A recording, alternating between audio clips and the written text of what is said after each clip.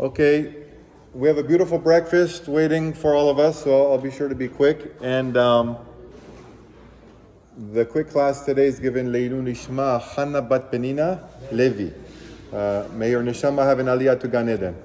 Okay, we're going to continue on the theme of prayer and the meaning of prayer, and we're going to jump now. As you know, we were focused before on, in the previous classes, on the prayers that we wake up in the morning, Modeh Ani, and so on and so forth. Now we're going to go ahead and jump into what we call Pesukei de Zimra, which means what? Verses of singing. And you should know that it's fascinating where the verses come from, especially when we get into the Hodu, which really launches this Pesukei de Zimra.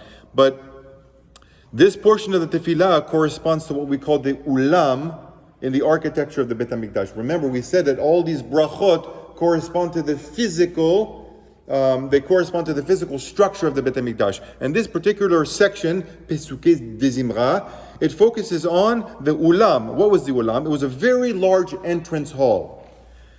It was huge, and it's a portal leading to the Echal, leading to the Echal.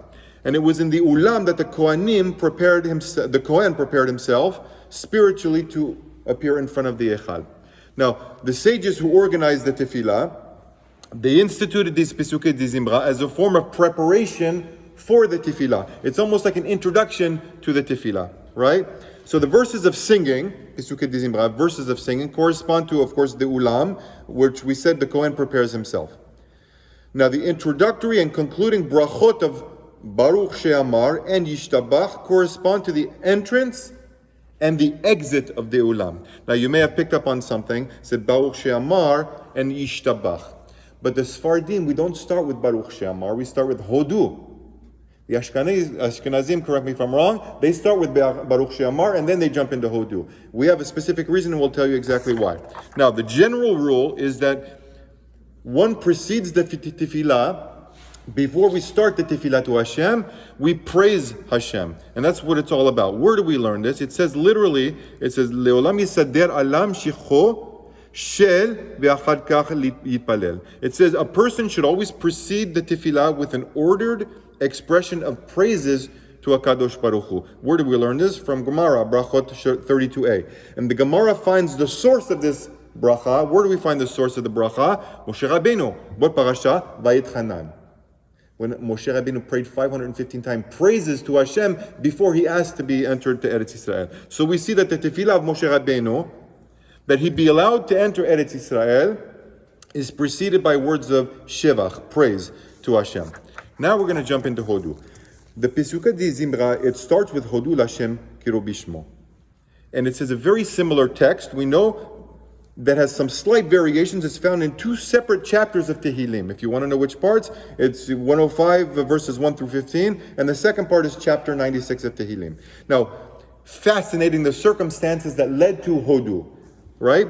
So, here's a little bit of history. The Philistine, they had destroyed the Mishkan in Shiloh, and they captured the Aron HaKodesh. And for 7 months, they held the Aron HaKodesh from the Jewish people. And what happened during these 7 months when the Philistine had possession of this holy object? The population suffered horrific plagues and they decided to return it back. Now, the Mishkan had already been rebuilt in Givon, right? So David HaMelech built a special tent enclosure for the Aron where? In Ir Tzion, in Yerushalayim. And so they brought back the Aron, because he wanted to place the Aron in its proper dignity and protection. So David HaMelech designated what we call an honor guard, Levi'im, to protect it, right? And as part of their duties, the Levi'im, they formed a choir to sing various mizmorim to Hashem.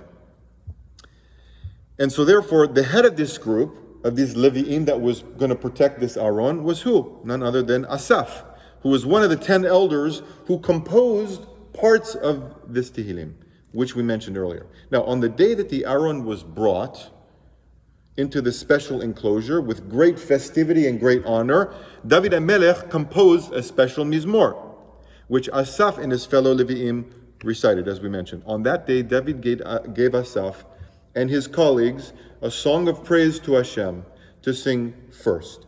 The Mizmor is then cited in full, beginning with Hodu lamonai kir'u bishmo, and continuing all the way to Baruch Adonai Elohei Yisrael min ha'olam v'yad olam v'yomru kol ha'am v'yalel Adonai. This is exactly the text of the first part of the Hodu that we sing. Now, during the time that the Aron was in this tent, David HaMelech instituted, what did he do? A special Korban Tamid over here, which was brought twice daily. One in the morning, one in the afternoon. So this Mizmor was then recited daily by Asaph and the fellow Leviim. Now the Mizmor consists of two parts, as we mentioned, Hodu lamonai, and then of course El tigeu bimshichai uvinvi'ai al tarehu. Right? And so that part was sung in the morning in conjunction with the morning Tamid. And then the second part, which is Shiru lamonai kol haaretz, all the way through Vayomru kol ha'am ve'alel lamonai. And that was sung in the afternoon in conjunction with the twilight Tamid, right before the day starts to end. So if we analyze the Pesukim, and we see that the first part refers to the ancient past of the Jewish people, which corresponds, of course, to the Tamid in the morning, and the second part to the future of Klal Yisrael, and all the world in general corresponding to the twilight Tamid.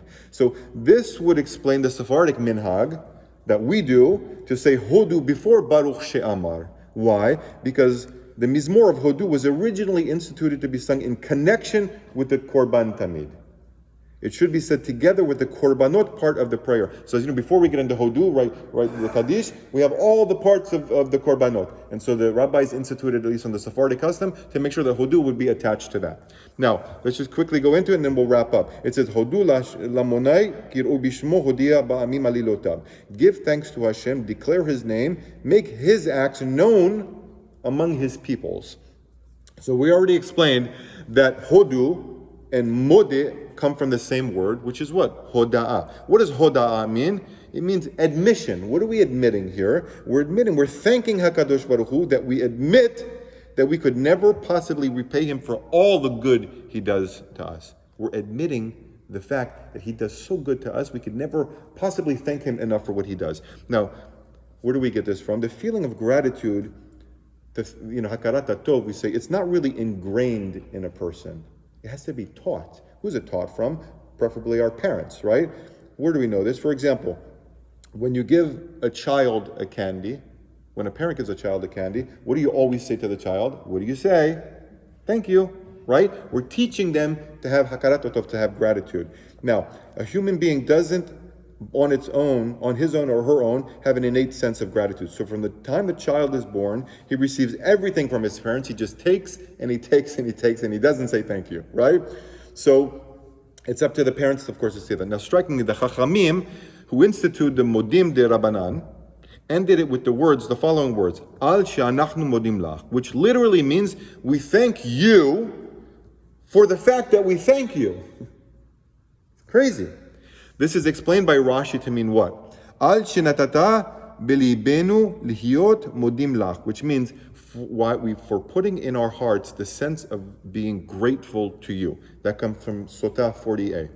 So were it not for this, we could go through life without any feeling of gratitude to Hashem and for giving us life and benevolence and all the good things He gives us. So this would be analogous to a baby that just finished nursing from his mom's bosom and then simply turns away and disregards its mother until it feels hungry again, right? This is what is meant by when the Navi Yeshayahu, he calls the Jewish nation, what does he say? Gemule michalav atike mishadaim, which means what? Those who are weaned of milk and have outgrown the breasts. This is Yeshayahu chapter 28, verse 9, meaning, like a thoughtless infant, you have no sense of gratitude to Hashem for giving you life. The moment you are satisfied, you turn away from Him.